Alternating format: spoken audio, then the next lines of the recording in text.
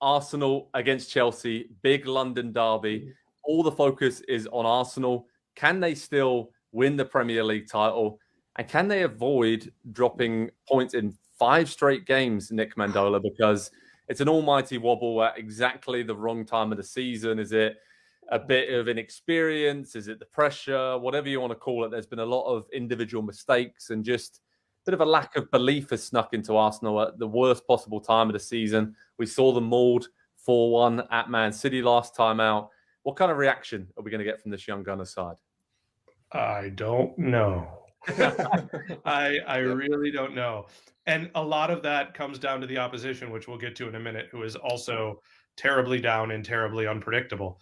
Um, I think in the case of Arsenal, it's still right to expect a win. I think it's right to expect that they will be pushing Man City as far as they can go. There's still a game against Newcastle to come. There aren't reasons for them to drop their shoulders quite yet, drop their heads quite yet. So I do expect Arsenal to show up. I think there are good leaders in that room. I also think Mikel Arteta has been struggling a little bit in terms of something I've said to you a bunch of times.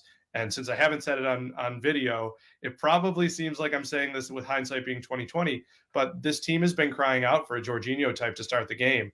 And yet it is, well, we'll throw in Xhaka, we'll throw in Partey. And it's been a lot of emotion and even recklessness at times. And I know that is, well, let's just say this. Let's turn complimentary. That's the opposite of Jorginho. And I think they could have settled themselves a lot early just by turning to a guy who's done the darn thing before. Yeah, no, I thought exactly the same thing at the Etihad. Sat there, and as good as Partey and Xhaka have been this season, just needed some extra nous and control and calm in these recent games. And he's right there. I mean, it's not like they don't have options. They have Trossard. They have obviously Reece Nelson. I'm just looking at the other options. Defensively, they have, losing Saliba has been a big blow. Rob Holding's come in. He's a solid centre-back, but he really has been caught out, and we saw Haaland and De Bruyne just tear him and Gabriel to shreds. So I would have loved to have seen Ben White go to centre-back, maybe, again, a Trossard, or even putting Partey or somebody at right-back, just to kind of give them a bit more solidity and say, you know what? We aren't just going to be cavalier and gun-ho for the rest of the season. We can sit in and try and grind out and play a different way.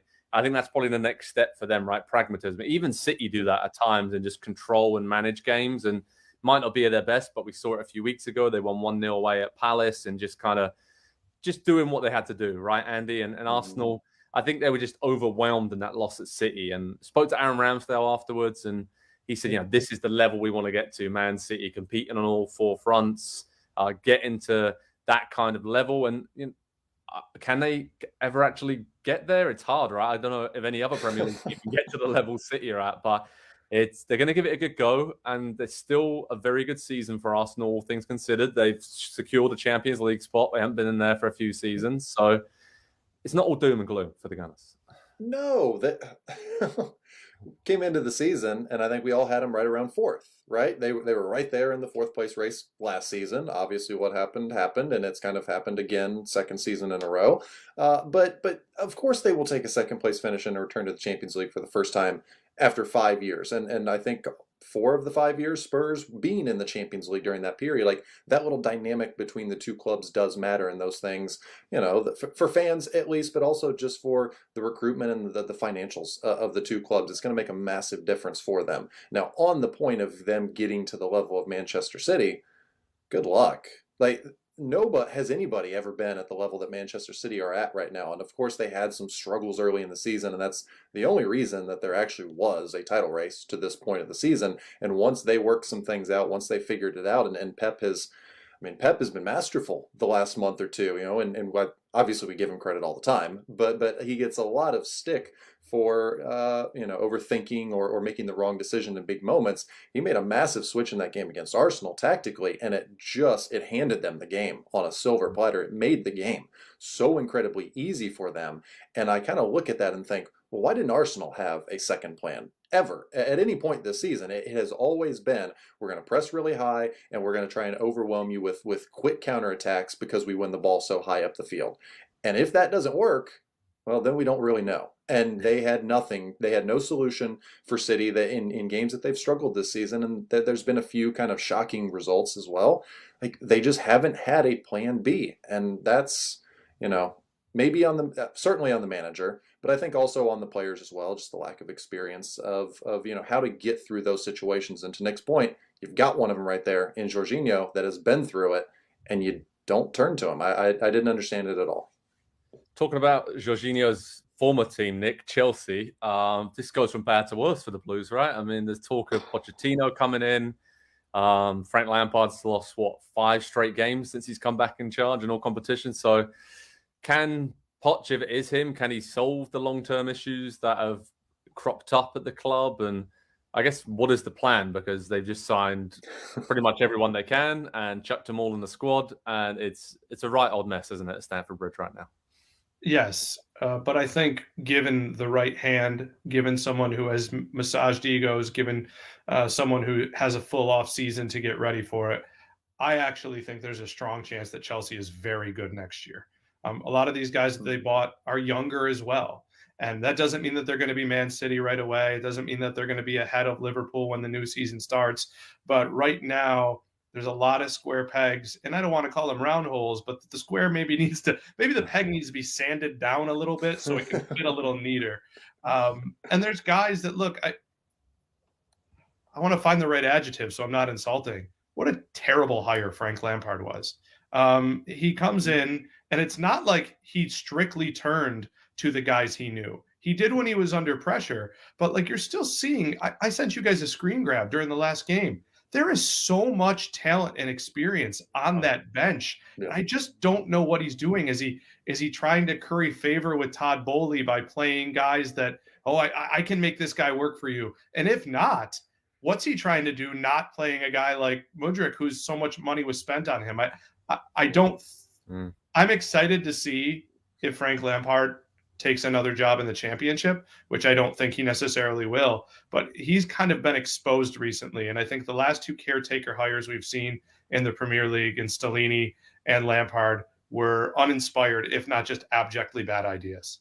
Yeah, really just kind of pandering towards the fan base a little bit to try and take some heat off them, and just total write-off this season in the end. And it could have been salvaged a little bit. You would think if Pochettino or someone else would have come in a few months ago and really kind of solved the situation and had some, into the summer, get some positive momentum heading into next season. But they're nowhere right now, and they're going to be starting from scratch, and it's going to be a lot to see them come back next season. But you're right, they've got a very talented squad. So all it takes is someone like Pochettino who's very clear in who he wants, what he wants from a style, and let's see if those Chelsea players play ball for him and kind of buy into that.